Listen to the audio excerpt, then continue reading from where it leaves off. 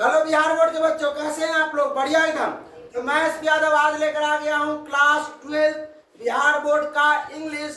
और आज हम लोग करेंगे पोएट्री सेक्शन 08 यानी फायर हिम का हिंदी एक्सप्लेनेशन। क्या करने वाले हैं? फायर हिम का हिंदी एक्सप्लेनेशन। इसको फायर हाइम भी पढ़ते हैं, ठीक है। चलिए, तो इसके लेखक जो है वो है केकी एन दारूवाला। क्या है लेखक के नाम? केकी एन दारूवाला। पूरा नाम है केकी नसेरवांजी दारूवाला। पूरा नाम क्या है? केकी नसेरवांजी दारूवाला। तो ध्यान से सुनिएगा, एकदम word by word, line by line बताएंगे पूरा हिंदी, ठीक है। चलिए, तो लेखक साहब का जन्म जो होता है वो लाहौर में होता है। और सबसे बड़ा बात है कि जो कविता के बारे में जानते हैं कि कविता क्यों लिखा गया, ठीक है ना। ये पारसी धर्म से बिलोंग करते हैं। किस धर्म से? इसको हम जोरोस्ट्रियन भी कहते हैं। क्या कहते हैं? जोरोस्ट्रियन भी कहते हैं। और पारसी धर्म ऐसा धर्म होता है जिसमें आग की क्या की जाती है? पूजा की जाती है। मतलब आग को भगवान मानते हैं। आग समझते हैं ना, फायर, उसको क्या मानते हैं? भगवान। किसी किसी धर्म में होता है जब लोग मर जाता है तो कोई लोग दफना देता है, कोई लोग जला देता है। लेकिन इन लोगों में क्या है? एक टावर ऑफ साइलेंस होता है। क्या होता है? Tower of silence. उस पे जाके मृत के शरीर को रख दिया जाता है। चील कौवा जो है वो बहुत ऊंचा होता है, चिमनी की तरह बना होता है, गोल होता है, ठीक है। उस पर ऐसा बना होता है। इस पर जाके उस मृत शरीर को सुला देता है। चील कौवा भोजन कर लिया, बारिश हुआ तो वो फिर नीचे, बारिश तो चौल के नीचे गिर गया। लेकिन वो लोग जलाते नहीं है। क्यों नहीं जलाते हैं? क्योंकि जानते हैं शरीर जो है मृत है और इसको हम अपने भगवान के हवाले कैसे कर देंगे, ठीक है। तो पारसी धर्म जो है वो क्या करता है? आग को भगवान मानता है और आग का पूजन करता है। तो चलिए स्टार्ट करते हैं इनके बारे में, ठीक है। कहानी कहाँ से स्टार्ट होती है? जब लेखक साहब, मतलब जो केकी एन दारूवाला है, उन बचपन में, अभी मान लीजिए बुढ़ारी में लिख रहे हैं या जब लिख रहे हो वो 1970-72 के करीब में, मतलब 69 करीब में वो लिख रहे होंगे कविता। तो वो किस समय के बाद के लिख रहे होते हैं? कवि साहब जो है वो अपने बचपन की, जब 7-8 साल के होते हैं तो अपने पिता के साथ सुबह के समय में, सुबह जानते हैं ना, सूरज उगने से पहले सुबह के समय में वो कहाँ जाते हैं? मतलब घाट पे घूमने के लिए निकलते हैं, नदी के किनारे घूमने के लिए निकलते हैं। तब उनको दिखाई देता है लाश, उस जो नदी के किनारे जलता रहता है वो दिखाई देता है। उसी के बारे में ये कविता जो है वो, मतलब बचपन की बात याद कर करके, मतलब अपने जवानी में कहिए या बुढ़ारा, मतलब क्या होते बूढ़े वृद्धावस्था में वो मतलब लिखते रहते हैं। आए चलो यहाँ ध्यान दो। चलिए, तो सबसे पहले हम लोग जब भी कविता स्टार्ट किए हैं, पोएम स्टार्ट किए हैं, तो क्या किए हैं? उससे पहले अबाउट ऑफ ऑथर के बारे में जाने हैं। तो आज भी अबाउट ऑफ ऑथर के बारे में जानते हैं। फायर हाइम, इसका मतलब क्या हुआ? फायर मतलब आग, हाइम मतलब होता है प्रशंसा का सुर, सॉन्ग, धुन। प्रशंसा का धुन मतलब आग की जो आवाज है उसका धुन देखना है। आग जब लगती है कहीं पे तो उसमें से तो कुछ ना कुछ आवाज निकलती है ना, तो उसके धुन के बारे में बता रहे हैं, ठीक है। और कविता का जो मेन थीम है वो है, मतलब कवि साहब लिखे हैं वो आग की रक्षा करने के लिए। क्योंकि भगवान मानते हैं तो भगवान का रक्षा करना, जैसे भगवान आदमी का रक्षा करता है, उसी तरह आदमी का ही फर्ज बनता है कि हम भी अपने भगवान का क्या करें? रक्षा करें। तो वही है इस कविता का मेन थीम है, जो मकसद है वो क्या है? आग की रक्षा करना, कवि साहब जिसे कहते हैं। तो चलिए भाई स्टार्ट करते हैं। सबसे पहले जो फायर हिम है केकी एन दारूवाला के द्वारा लिखा गया। पूरा नाम क्या है? केकी नसेरवांजी दारूवाला। पोएम थोड़ा बड़ा होगा, वीडियो बड़ा होगा, कोई दिक्कत नहीं भाई साहब, लेकिन पूरा एक एक वर्ड समझाया जाएगा, ध्यान से देखिए। चलिए, केकी नसेरवांजी दारूवाला वाज बोर्न ऑन 1937। मतलब इसका मतलब क्या? केकी नसेरवांजी दारूवाला का जो जन्म हुआ वो कब हुआ? 1937। वाह वाह, खा पी क्या है? कहाँ हुआ? लाहौर में। किस परिवार में? पारसी। पारसी को क्या कहता है? जोरोस्ट्रियन। मतलब एक पारसी धर्म के परिवार में उनका जन्म हुआ, मतलब जोरोस्ट्रियन धर्म के परिवार में उनका जन्म हुआ। लेकिन लाहौर में जन्म कहाँ हुआ था? लाहौर में। लेकिन he is a major Indian, वह मुख्य रूप से भारतीय थे। इंडो इंडियन का मतलब क्या है? तो भारत को ज्यादा लगाव रहना पड़े। जन्म हुआ लाहौर में, लेकिन ज्यादातर लोग मतलब किसको ज्यादा मानते थे? कहाँ को? हेलो, गुड मॉर्निंग बोलिए। हाँ हाँ ठीक। अब तनिक सुनिए, अब देखिए, तो ये कहाँ थे हम लोग, ये जन्म हुआ लाहौर में, लेकिन ये ज्यादा इंडिया को ही मानते थे, इंडिया को ही ज्यादा महत्वपूर्ण इंपोर्टेंस देते थे, इसलिए इनको क्या बोला गया, इंडो एलियन पोएट, मतलब इंडिया को ज्यादा ये महत्व। किसी किसी का जन्म इंग्लैंड में हुआ, लेकिन ज्यादातर वो इंडिया को ही मानते थे, समझे। किसी किसी का जन्म अमेरिका में हुआ, लेकिन जब इंडिया के बारे में पढ़ा तो लगा कि भाई इंडिया बहुत अच्छा देश है, इंडिया के बारे में ना, तो इंडिया को ज्यादा मानना, इंडिया को अपने दिल से मानना, तो उसको क्या बोलते हैं, जन्म हुआ लाहौर में। ठीक है, वो फिल्म देखोगे सनी देओल का, गदर, इसमें लाहौर में चलता रहता है, वही बात है। अच्छा है, सुनो, लाहौर पाकिस्तान में। हाँ, लेकिन ज्यादा वही ना कह रहे हैं कि लाहौर में जब जन्म हुआ ना, लेकिन ये ज्यादा किसको माने, इंडिया को, ये इंडियन ही कहलाते थे। अब आइए, he was awarded, he was MA है, MA मेजर में MA होगा। ही वाज अवॉर्डेड द साहित्य अकादमी अवार्ड, उनको पुरस्कृत किया गया, सम्मानित किया गया साहित्य अकादमी अवार्ड से। किससे, साहित्य अकादमी अवार्ड से 1984। को और अवार्ड मिला, पद्मश्री अवार्ड। कौन अवार्ड मिला था, पद्मश्री अवार्ड मिला था 2000। और किस चीज के लिए मिला था अवार्ड हो, और पोएट्री कलेक्शन, उनके पोएट्री कलेक्शन के लिए, पोएट्री का समूह के लिए, ज्यादा पोएट्री हो गया, तो मतलब उनके कविताएं बहुत अच्छा थी इसमें। अब he is well known writer of short story, मतलब वह अच्छी तरह से जाने जाते हैं किसके रूप में, शॉर्ट स्टोरी राइटर के रूप में, शॉर्ट स्टोरी लेखक के रूप में। और शॉर्ट स्टोरी किस में लिखते थे, इंग्लिश लैंग्वेज में, इंग्लिश लैंग्वेज में, ठीक है, इंग्लिश की भाषा में। हिज पोएट्री, उनका जो पोएट्री था, इन हिज ऑन वर्ड, उनका अपने शब्दों में था, उनका जो पोएट्री था, उनका जो कविता था, वो अपने शब्दों में था। He was also a police officer, वह एक पुलिस ऑफिसर भी थे, मतलब अभी हम जिनते हैं, ही पुलिस, मतलब पुलिस का मतलब अभी जिनते हैं, लेकिन पुलिस स्टार्ट है कि नहीं है, इसलिए वाद लगा दिया, कोई दिक्कत नहीं, भी लगा सकते। The themes of the poetry, इस पोएट्री का जो थीम है, इस पोएट्री जो पोएट्री सेशन में पढ़ रहे हैं, जो पोएम का जो थीम है वो क्या है, लव, डेथ, डोमिनेशन और फ्लाइट ऑफ ह्यूमन सोसाइटी, मतलब मानव समाज की दुर्दशा और वायोलेंस, हिंसा। आप लोग पढ़िएगा, महात्मा गांधी जो है किसको, मतलब किसको मानते थे, उनका दो हथियार था, किसका, अहिंसा और सत्य, ट्रूथ एंड नॉन वायलेंस। आप चैप्टर 1 में इंडियन सिविलाइजेशन कल्चर में पढ़िएगा, ट्रूथ एंड नॉन वायलेंस, मतलब महात्मा गांधी के दो हथियार, मुख्य हथियार थे, चीफ डिफेंस थे। अब देखिए पुस्तक, अब सुनिए, लेकिन हमने इसका एक और बता दिया कि भाई थीम क्या है कविता का। कविता का थीम है, तो कवि चाहते हैं, कवि बचाना, किसको बचाना, आग को, फ्रॉम मतलब से, किससे, क्रूएल एक्ट, उसके क्रूरता से, मतलब जो क्रूएल एक्ट कर रहा है, वो जो क्रूरता दिखा रहा है, उससे उसको बचाना चाह रहे हैं। अब ये क्या क्रूरता दिखा रहा है, आप लोग को आगे चैप्टर पढ़ने को मिलेगा, ठीक है। अब देखिए, इनका जो इम्पोर्टेंस वॉल्यूम्स था, इनका जो इम्पोर्टेंट जो बुक थे, जो कविताएं थी, वो कौन कौन था, अंडर ओरियन जो 1970 में, और एप्रिएशन इन अप्रैल, ठीक है, अप्रैल में प्रेत मतलब भूत पिशाच ना, ये सब लिखा गया, ये सब बुक था। और क्रॉसिंग ऑफ रिवर, मतलब नदियों को पार करना, ये सब कविता जो है कब, हाँ देखिए, अब पूछा जाएगा आपसे 10 सोल्जर के लेखक कौन है, तो कहिएगा आपको क्या रूपाट गुरु। पूछा जाएगा now the leaves are falling fast के लेखक कौन है, तो क्या कहिएगा, W.H. Lawrence। लेकिन पूछा जाएगा आपसे कि क्रॉसिंग ऑफ रिवर के लेखक कौन है, तो है नहीं है 10 को में, 10 को कविता में है नहीं है। आप ये बात दिमाग में याद रख लीजिएगा, आगे बढ़ा जाए। चलिए अब कविता स्टार्ट करते हैं। कुछ बच्चों का कमेंट था कि सर कुछ ऐसे वर्ड है जिसका हिंदी बताया कीजिए, उसमें लिखा कीजिए, आप बोलते हैं तो नहीं लिख पाते हैं कि स्पेन में बोल देते हैं, तो हम यहाँ पर लिख दिए, ठीक है। और भी जो बचे हुआ सबका लिख देंगे, अभी लिख देंगे।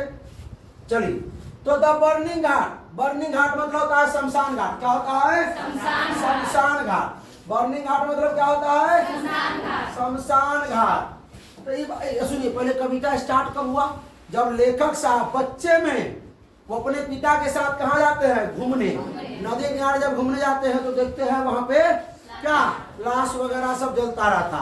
तो सुनिए, एक एक वर्ड वाइज सुनाते हैं। तो बर्निंग घाट, जो शमशान घाट पे एरप्टेड मतलब क्या हो रही थी, धधक रही थी।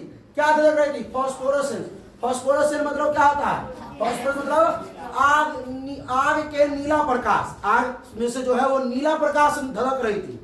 शमशान घाट में मतलब आग में से नीला प्रकाश क्या हो रही थी? धधक रही थी। देखिए नीला प्रकाश, जब गैस जब जलता है ना, तो गैस में देखिएगा चूल्हा में से नीला नीला आग मतलब निकलता रहता है। आप लोग जो खाना बनाती होगी तो आप लोग को मालूम होगा।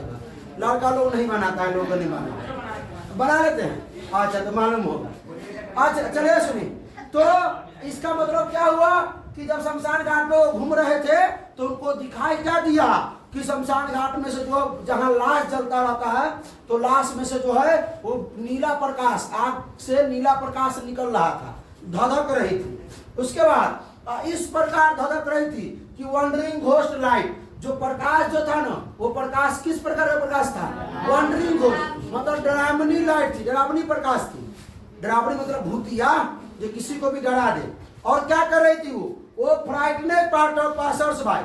फ्राइटेड मतलब होता है डराना, डरा रही थी। किसको डरा रही थी भाई? मुसाफिर को, जो राहगीर जो चल रहे थे उसको डरा। देखिए वो कहे कि जब हम शमशान घाट के पास जब घूम रहे थे वहां पे नदी के किनारे, तो वहां पे क्या था? वहां पे आग, जो लाश जल रहा था, वो आग में से वो नीले प्रकाश निकल रहे थे, धधक रहे थे। ठीक है, और मतलब वो इस प्रकार का प्रकाश था, जो नीला प्रकाश था वो डरावनी था, वो डरा रहा था। किसको? पासर्स बाय को डरा रहा था। उसके बाद और मून लाइट, मून लाइट मतलब होता है चांद का किरण, चांद की प्रकाश, चांद की प्रकाश। जो चांद की प्रकाश जो थी वो स्कैटर कर रही थी। स्कैटर मतलब होता है डायरेक्ट पड़ना, स्कैटर मतलब पड़ना, प्रकाश किरण डायरेक्ट पड़ना। चांद की किरण, चांद का प्रकाश डायरेक्ट कहां पर रहा था? अमॉन्ग द बोन, हड्डियों के बीच स्कैटर कर रहा था। बोला ना कि the moon light scatter among the bones, हड्डियों के बीच में डायरेक्ट पड़ रहा था। अब मान लीजिए कि कहीं अंधेरा में आप खड़े हो जाए तो आपको आप दिखाई दीजिएगा नहीं, लेकिन वही अगर टॉर्च मार के देखा जाए तो टॉर्च का प्रकाश वहां पड़ा तब ना आप दिखाई दिए। तो भाई सुबह का समय था, सुबह मतलब सूर्य निकलने से पहले के समय में, तो सुबह बंद कर दीजिए। तो अच्छा राधा बंद कर दो, ठीक है। अब सुबह के समय निकले तो थोड़ा हल्का फुल्का अंधेरा दिखाई दे रहा था। तो जो चांद उस समय डूबा नहीं था, चांद निकला हुआ ही था, और चांद का प्रकाश कहाँ पर रहा था? वो मतलब आग में हड्डी, यहाँ पर जो है हड्डी उड्डी दिखाई दे रहा था उनको। ठीक है, कोई दिक्कत?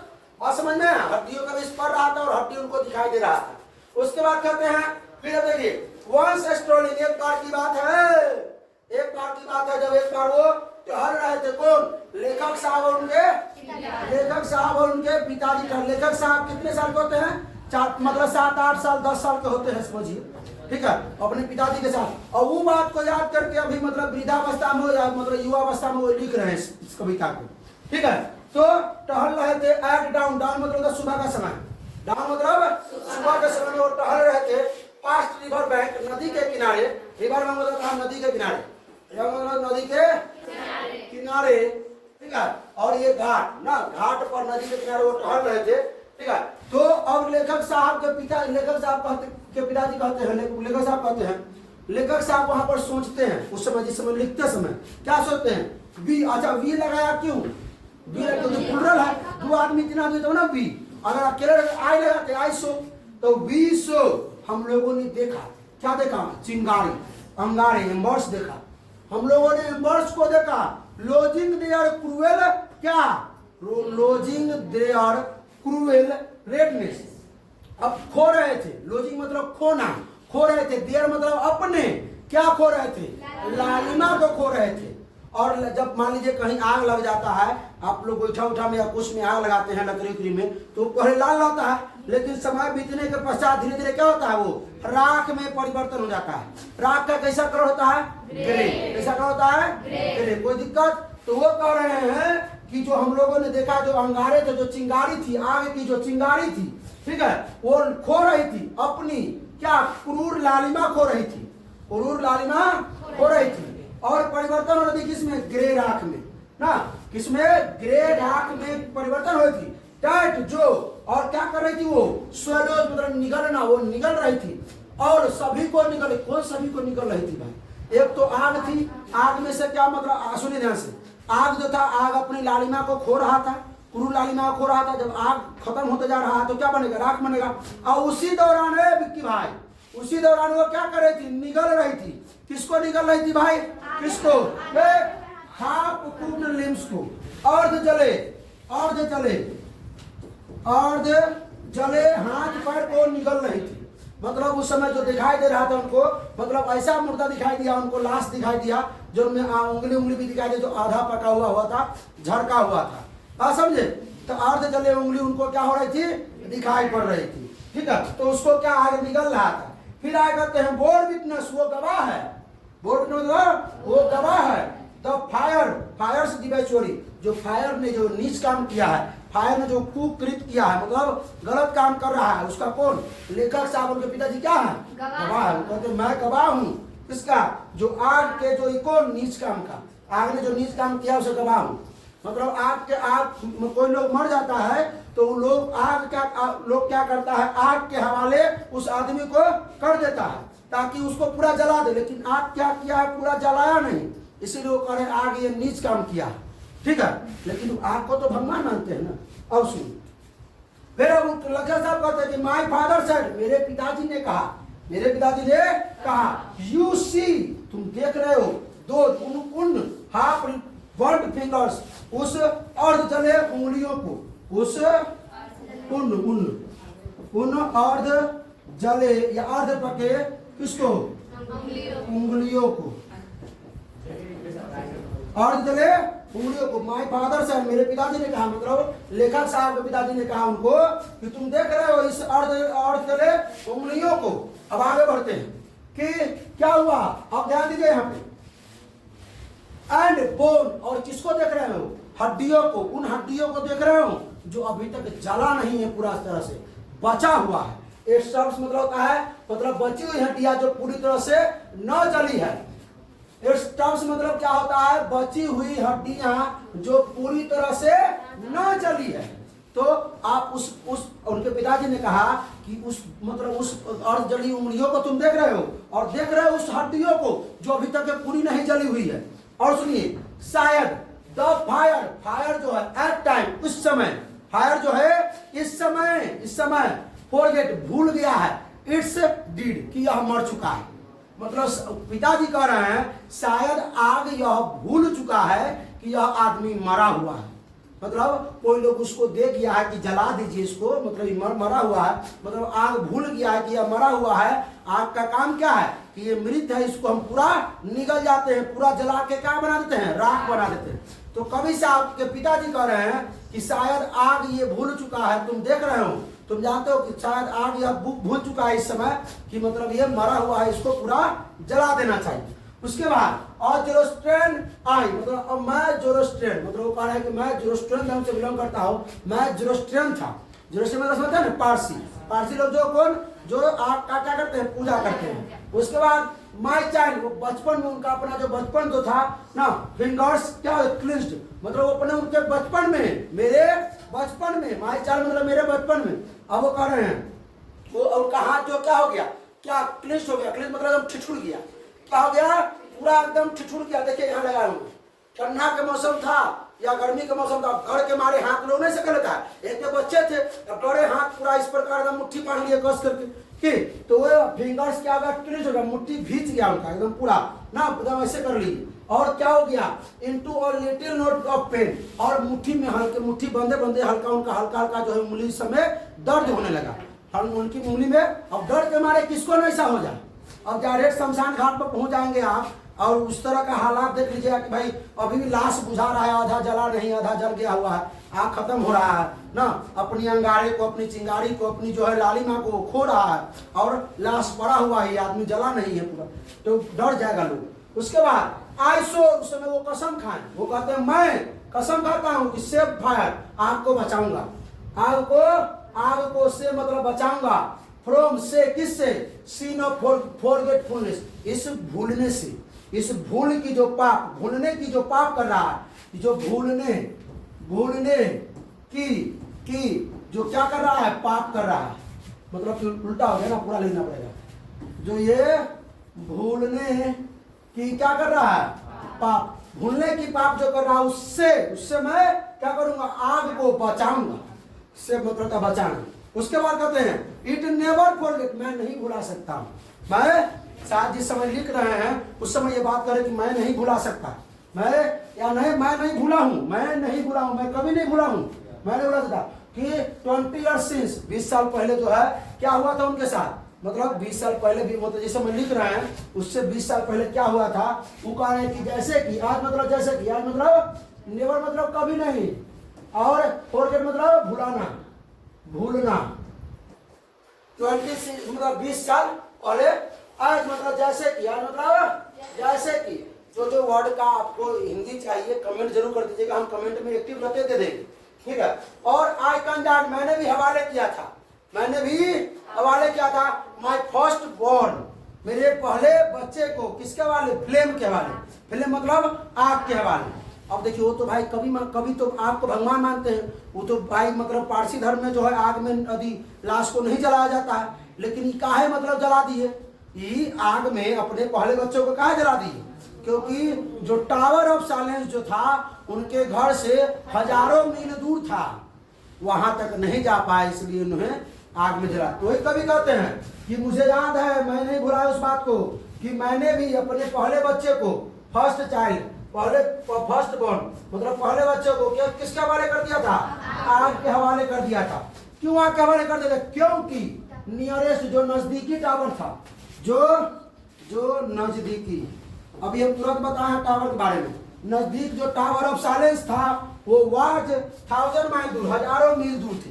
कितने मील दूर थे, हजारों मील दूर थे, वहां तक वो नहीं पहुंच सकते थे। यही है टावर, टावर ऑफ साइलेंस। देखा जरा पिक्चर, देखिए लोग सब घूम रहे हैं ना, ये पूरा घिराया हुआ है, इसके अंदर भी देखिए चल रहे हैं लोग, इसके अंदर भी नीचे इंडा है, यहाँ देखिए इंडा है, ठीक है, मतलब कुआं है, तो इस पर लोगों को सुला देंगे, और यहाँ से जो कीड़े मकोड़े होंगे, पक्षी होंगे, वो आकर के खा लेंगे, भोजन कर लेंगे, बारिश होने के समय वो क्या हो जाएगा, धुल जाएगा। आप इस बड़ा पिक्चर को देख सकते हैं, देखिए ध्यान में, देख रहे हैं ये घिरा हुआ चारों तरफ से, कहने का सीढ़ी निकला हुआ इसमें, सीढ़ी, और देखिए इसी पे, इसी भाग पे जो है क्या करते हैं, इसी भाग पे, ये भाग वाला पे, इस पे, ये भाग पे क्या करते हैं वो, ये भाग पे मतलब वो रख देते हैं, इस लाश को जो है इस भाग पे वो रख देते हैं, ठीक है। और रखने के बाद यहाँ पर चले जाते हैं रख करके, और मृत जो शरीर होता है उसको, और यहाँ से क्या होता है, छिलके हुआ इसको नोच के खाया जाता है, जो हड्डी उड्डी बनता है वो इसी में घेरा में गिर जाता है।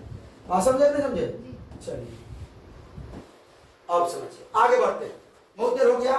उसके बाद फायर आए, जो अब उसने तो गलती कर दी, उन्होंने तो गलती कर दी, अपने बच्चों को क्या कर दिया, आग के हवाले कर दिया, लेकिन उनको लगा, उनको क्या लगा कि जो फायर हैं, जो आग के जो वो क्या मतलब वो क्या कहते हैं, प्रशंसा के जो धुन थे, जो सुर थे, जो आवाज थी, जो आग से जो आवाज निकल रही थी, सब मुझसे कह रही थी, क्या कर दी, यू स्टैंड फॉर गिविंग, जाओ तुम्हें माफ किया, तुम्हें माफ कर दिया गया। फॉर गिविंग मतलब माफ करना, फॉर गिविंग मतलब माफ करना, जाओ तुम्हें माफ कर दिया गया। फिर से कहते हैं उस समय वो टूट चुके थे, ब्रोकन, पूरे तरह से टूट चुके थे, एट रेबिलियस, और ये क्यों टूट चुके थे, क्योंकि इन्होंने मतलब एक गंदा काम किया था, इन्होंने विद्रोह, ये विद्रोह किए थे, मतलब किस धर्म का, ज़ोरोस्ट्रियन पारसी धर्म का क्या किए थे, विद्रोह किए थे, ये विद्रोही थे उस समय, क्योंकि पारसी धर्म में जो होता है आग में नहीं जलाया जाता है, लेकिन इन्होंने क्या किया, आग में जलाया था, इसलिए ये विद्रोही थे।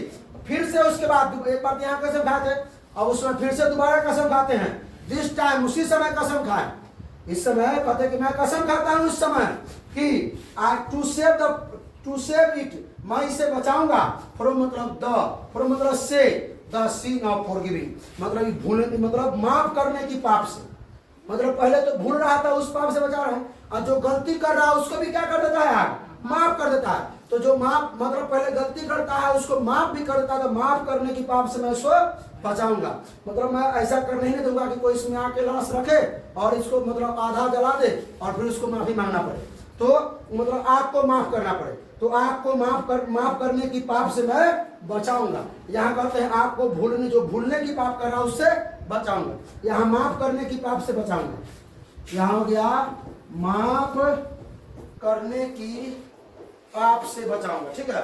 तो यहीं पे इस चैप्टर को समाप्त करते हैं, खत्म हो गया। तो कैसा लगा आप लोगों को, अच्छा लगा तो अपने दोस्तों तक इसको पहुंचाइए इस वीडियो को, ठीक है। और इसके बाद हम लोग करेंगे इसका समरी, इसका ऑब्जेक्टिव, ठीक है, डिस्क्रिप्शन में लिंक सबका मिल जाएगा, इसका शॉर्ट क्वेश्चन जो होता है वो करेंगे। और अगर आप लोग इससे पहले अगर मैका बेटी नहीं देखे हैं, 200 जो नहीं देखे हैं, सबका लिंक डिस्क्रिप्शन में जाकर देख सकते हैं। तो चलिए फिर मिलते हैं नेक्स्ट लेक्चर में। हंसते रहिए, मुस्कुराते रहिए, पढ़ाई करते रहिए। All the best. बहुत कम देर का हुआ।